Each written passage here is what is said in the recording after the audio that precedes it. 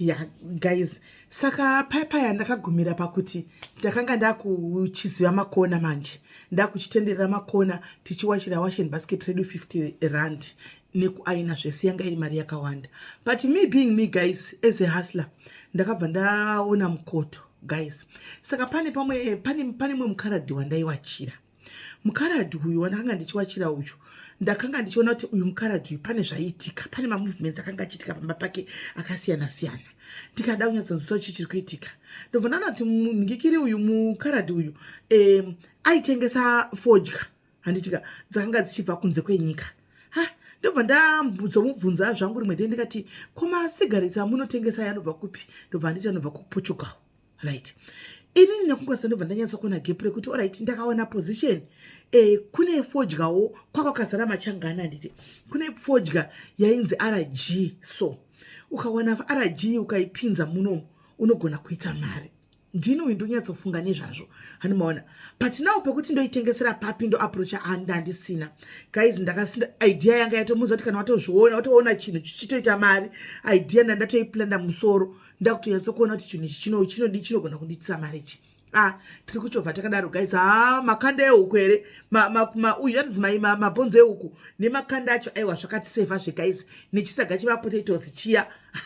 Hanimaona, ndakazenga ndatenga kamubhedha, ndakazenga ndatenga mubhedha wangu, ndatengawo TV, guys, yedumbu iya, ndatenga TV yangu. Saka mbamanga musingasabhoki tatoonawo maSABC 1 2 3 ichi hatimaona tirimo plus tototikalaikwa kakutofaya. But anyway, plastic yakanga iri ngoma ndiyo toilet yeplastic yekunzi aiwa kazimba imamuzi toilet. Saka but mwoyo wedu wairwadza chiti munhu yanomboziva kwatiri kubva here, kamukomana kanobva akaive kari kachidhakwa. So we later found out kuti no, imba yevabereki vake kanga wafa, saka akangosiwa vari vanakomana aigara nechimine chake vari 2.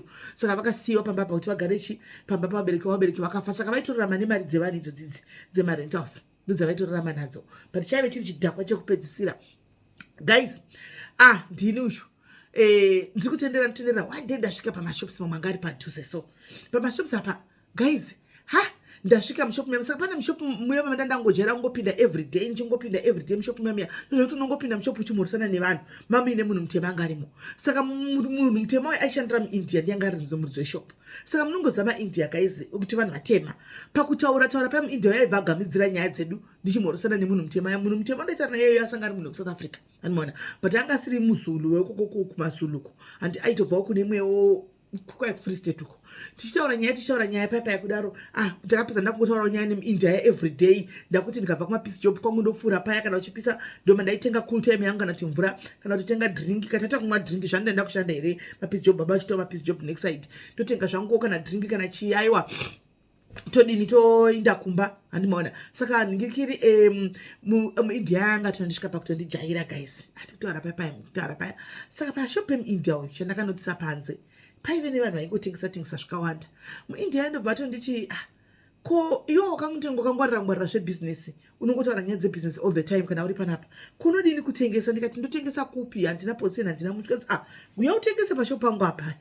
Guys, ndo yakava breakthrough yangu iyoyo. Zvikanzi uya utengese pashopu apa. Ndikati rendi, zvikanzi rendi yeyo ndingosvikotengesawo panze apa. Guys, ndini uyu ndafunga manje ndodini, mari ndinayo karimemba, ndasungirira mari kalife kakutofaya. Asi nokuti titame ndakati haiwa kana tombogara pano ndo patatojaira tichimbonoti haufa. Hauna bepa, handina passport yasvika mazuva asvika pakutopera, guys, yatoexpire mazuva, tatongogarawo tatongowo zvidhura mukati muya. Asi kuti kwakusina nguva, haisi time yekuti vaifamba vachibvunza mapassport kana kuti akana, yanga isiri time yacho nayo, vanhu vaingozvitambira. Saka zvinhu zvazvo kuna munhu aimbokunetsera mapepa kuti tongogara. But kusaidhire kwemaboko kwangu uku manje, semunhu akanga akabatawo mapepa ake echikoro chebasa nekudi zvaingomukwadza kuti ndingaitizvi, inini ndinotokwanisa muno make ndinotopinda ndikangowana mapepa ekushanda munomu ndinotoshanda kwandoda. Ndikati zvinomodini? Ndikati muzati chi nenguva yazvo Mwari vachavhurira, ngatingoita yatutu chainga tikutongofaya. Zvakadini paya ndatinda nosvika kumba ndavaudza ngati kwanzi nemuIndia yaya ndikwanisa kuuya ndodini ndotengesawo zvanoda kutengesa ndiri paposition zvikanzi serious. Ndikati zvikanzi alright saka mafunga kuti singati mari yandafa ndinayo ndafunga kupinda muJoburg mutown kunotengeswa mazitike kuya kune kunotengeswa mazitike mutown kuduze neku the bridge kuya kunotengeswa maNigerians vaihodhesa makuseni waiti ukaenda waite hodha waimbe dzakona ma2 rand 1 rand dzakanaka uya uchitengesa. Munoziva kuti kuSouth Africa guys kuna vanhu vanogara muDaveyton muBenoni muya Benoni Daveyton Joburg vasingazivi mutown vanotya kupinda mucity center muCBD. Saka pakufamba uchita nyaya nawo uchidindira nitaurisa munona saka pandosvika pane vanhu ndiri easy kuinteracta nevanhu handimaona handisi munhu ndotofita in handimaona saka ndayetso kuona kuti vanhu vandotaura navazhinji mutown vanototi munotyisa havagoni kupinda mutown. Ndikati ndoda zvikanzi are you sure ndikati inini ndiri I'm a risk taker let me take this risk kanzi manje mandikati don't worry hati ndongoita peace job mukanyurawo ndongonoshanda kumwe ndinushu ndamuka makuseni seni ndini kuma5 ndakananga kuJoburg ndasvika kuJoburg kuya mai mwana ndafunza mabhero ndafunza kumabhero ndadedzwa nemwe munachera zvikanzi ndoda kuodha ndikati zvikanzi kune bhero randiri kuvhura manje mira ndamira paya tainda pafleti padhuze pane mafleti mabhero avanenge ari mafleti ari madhuze imomamya taenda kufleti kwakuya padhuze papaya asviko nditi ndikuvhura saka bhero ndakurivhurira muno wobva wasarudza hembe dzauri kuda handika then wobva watonesa ndariendesa uko ndikati bo zvinhu zvakungoita kunge hamene zvingovhurika so ndibva ndasvika bhero rafunga mai mwana mamune zvinhu zvakanaka mberi imomo guys ndanonga ndatuta ndanonga apa paindisiya nchinonga izvo zvokuti hanamboita strict neni kuti anyatsokuona kuti zvinhu izvi zviri kufamba sei kuti kudi aingondisiya guys handimaona ndichingononga ndichingokanda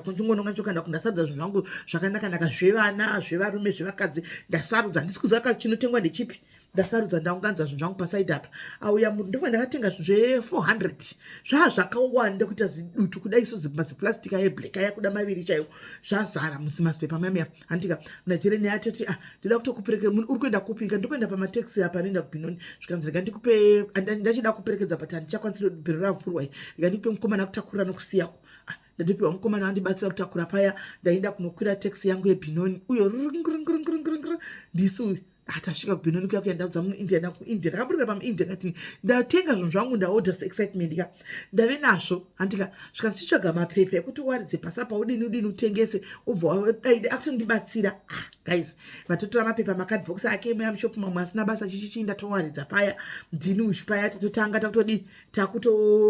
ndakutotengesa zvinhu zvangu paya ndakutotengesa hembe dzangu hembe dziri kutotengwa guys hembe dziri kuya dzichitengwa hembe dziri kutengwa saka guys pandakanga pachitengesa hembe apa handida kudza ngati pashop apa pamashops apa pari pamashops akawanda ane makula machaina machichichi animaona vanhu anobva kune dzimwe nyika kutengesa pane munhu wandaingoona anga ari pashop yemuindia angakamira kuchikona kwandika akamira po guys vanhu vaingochinjana paari kudai saka inini ndakukurumidza kugeta senze kuti kochiri kumboitika but zvainesa every day ndaitosvika akamira paposhe handimaona vanhu vachingochinjana kudai mota dzaito dzichimira wongoona 2 minutes umopinda mota pamongoenda pawindo remota saka ini chingoti hameno kuti kurutambika ipi hameno kuitika kuti ndeipi guys kondagozivei paya munhu akutomeka mari guys munhu akutoita mari every day waiti ukada kutotore nei kudai so angasanosora nyaya dzinoenda kure zvokuti muri pacomplex 1 ari kuitawo yake yokuita yako asi hembe dzangu ziri kuya dzichitengwa vamwe vaitouya pahembe dzangu guys handimaona votenga hembe dzangu voenda pane munhu pane mukomana uya handika vosvika votenga pamukomana uya wechikaradhi uya wongoita mane zvavanoita vorova pasi ndakazoita umwe client yemwe musikana so handimaona but musikana yaitooneka kuti ane puza face angamuzoti puza face South Africa guys zvinyatsokuona kuti face iyi kai ipuza face saka musikana yachi akungoa yanga tive client yangu akutouya ndakuziva paanogara zongochiti ndipo ndizokupa mari musi wakati kusora mangwana mari yako ndanda kutomutarisa njupa hembe ndichingomukira makuseni na 5 o'clock hembe dzakunopera ndandatove customer yemuNigerian uyauya handimaona ukuenda ndane macustomers angu handimaona kuarea mamwe ndakutokweretesa handimazvona mweya wangu kutoti ndoda kutombofamba ndichitengesa but ndaiti ndikaenda manje pabhesi pana pamusana pakagarani guys ndanda kutoita mari munozati kana mwari wachingoda ngokurupafadza soka uchingori zvaingoita handimaona vanhu vakutouya papaenda kutotengesa uyu vanhu kutotenga ndazobvunza musikana ndikati naiwe iwe everyday paunobva pano uchinda kune munhuyo anenge achiti akutoseka toti chomi